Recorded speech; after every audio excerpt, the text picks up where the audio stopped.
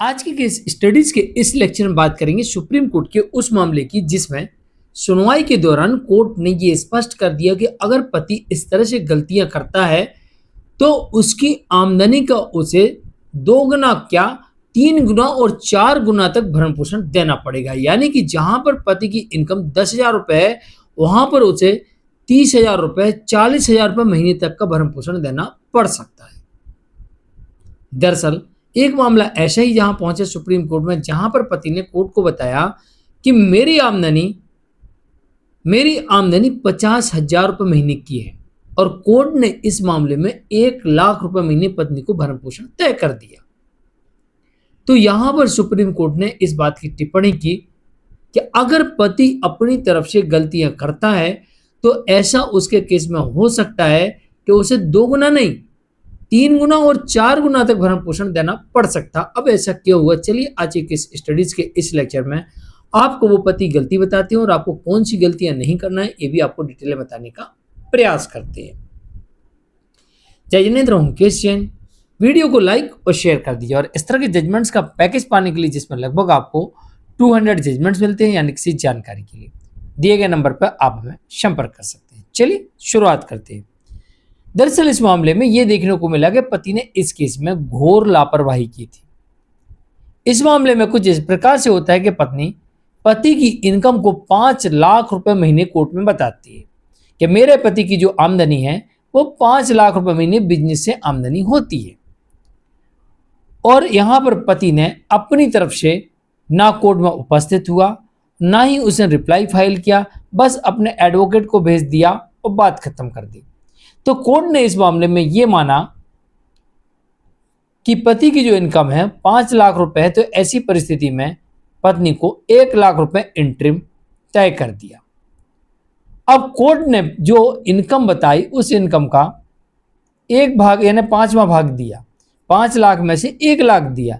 लेकिन अब पति को जैसे ही पता लगा, ओह ये क्या, मेरी इनकम तो 50,000 है और कोर्ट ने लगा दिया 1 लाख रुपए, तो भागा भागा हाई कोर्ट पहुंचा।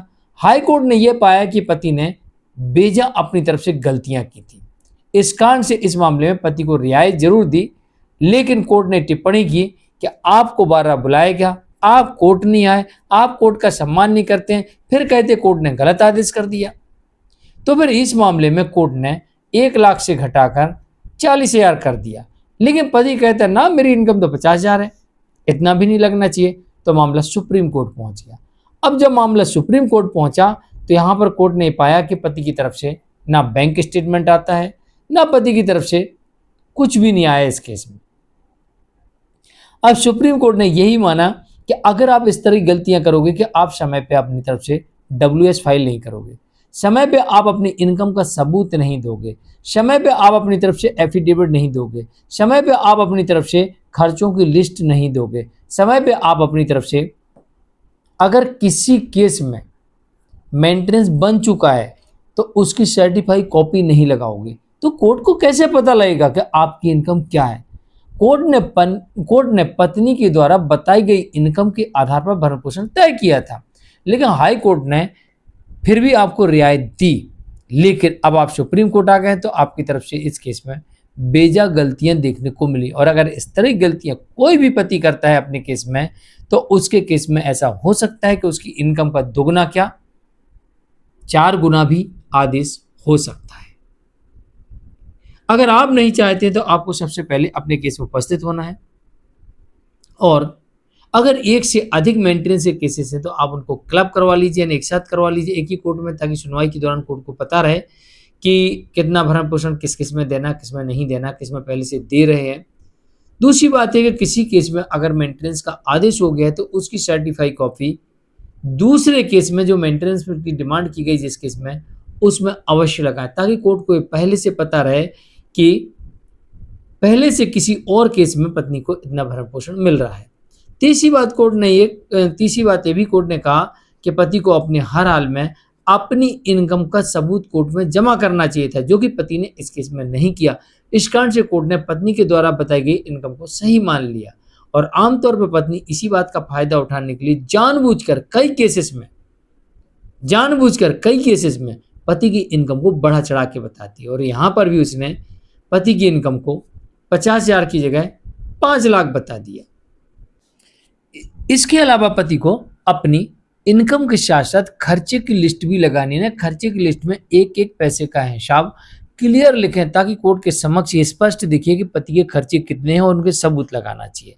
इसके अलावा पति के ऊपर निर्भरता कितने लोगों की है, जैसे कि लोन भरना है, जिस घर में रहता है उसका किराया देना है, अन्य खर्चे तो इसमें आ ही गए। इसके अलावा उसके परिवार में कितने सदस्य हैं, किसकी शादी होनी है, किसका इलाज करवाना है, किसकी पढ़ाई चल रही है, किसका भरण पोषण करना है, किस तरह की जिम्मेदारियां हैं, ये सारा विवरण भी पति की तरफ से डिटेल में होना चाहिए।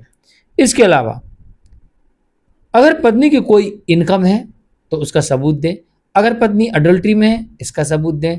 पत्नी ने रीमैरिज कर ली, इसका सबूत दें। पत्नी क्रोल्टी करके गई है, इसका सबूत दें। पत्नी बिना किसी कारण के अलग रह रही है, इसका सबूत दें। पत्नी पति की परमिशन के बिना अलग रह रही, इसका सबूत दें। अगर पत्नी पति और उसके परिवार के साथ क्रोल्टी करती है और अब अलग रह रही है तो इसका भी सबूत दें। यानी कि यहाँ पर पति को ही सारे सबूत देना आवश्यक होता है। तो हमेशा याद रखिए, भरण पोषण के मामले में अगर आप चाहते हैं कि एक परफेक्ट और सही आदेश हो तो आपको समय पूर्व पति की तरफ से जो मैंने अभी जानकारी आपको दी कि ये दस्तावेज आपको तत्काल जमा कर देना चाहिए और फटाफट इस केस में उपस्थित होकर ये सारे दस्तावेज सबमिट कर देना चाहिए। तो मुझे लगता है कि आपको इस शिकायत का मौका कभी नहीं मिलेगा। तो जानकारी कैसे लगी कमेंट में जरूर लिखिए। खैर कोर्ट ने इस मामले में अभी इस भरण पोषण की राशि को अब अगली सुनवाई पे क्या होता है और कोर्ट क्या आदेश देती है और पति की तरफ से क्या क्या अभी प्रूफ दिए जाते हैं, उसके बाद कोर्ट इस मामले में अगला फैसला जो करेगी आपको जरूर बताएंगे।